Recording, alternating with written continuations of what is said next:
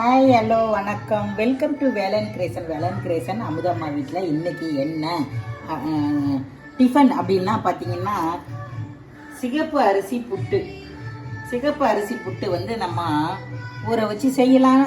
ஆனால் எங்கம்மா நமக்கு டைம் இல்லையே, அதனால் பார்த்தீங்கன்னா நம்ம வந்து கடையில் வாங்கினது லைட்டாக போடுங்க, ரொம்பலாம் வேண்டாம். நல்லா ஒரு இனிப்பு தன்மையோடு இருக்கும் அந்த சிகப்பு அரிசி புட்டு மாவு.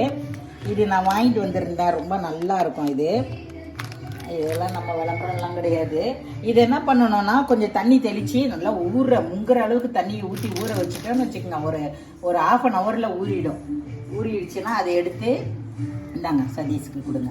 ஊறிட்ட பிறகு அதை எடுத்து நம்ம அழகாக கொஞ்சோண்டு ஏலக்காய் போட்டு அவிச்சிடணும். அவிச்சிட்டு ஒரே அவியில் அவிஞ்சிரும்.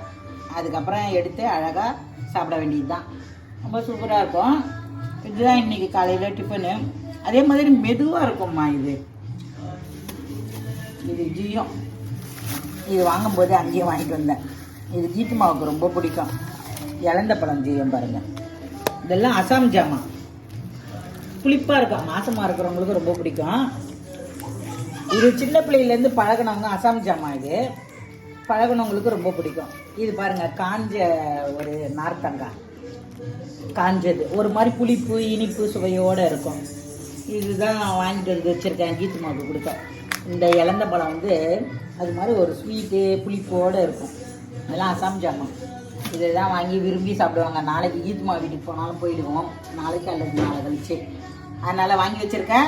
நீங்களும் காலையில் சிகப்பு அரிசி புட்டு செஞ்சு இந்த மாதிரி பாக்கெட் இருக்கும், வாங்கி செஞ்சு கொடுங்க. ஒரு நாளைக்கு வாரத்தில் இல்லை மாதத்தில் 2 நாள் அப்படி செஞ்சு கொடுங்க. ரொம்ப நல்லது. தேங்காய் போட்டு சாப்பிட்றோம், வாங்க சாப்பிடலாம். இந்த வீடியோ பிடிச்சிருந்தா லைக் பண்ணுங்கள். பாய்.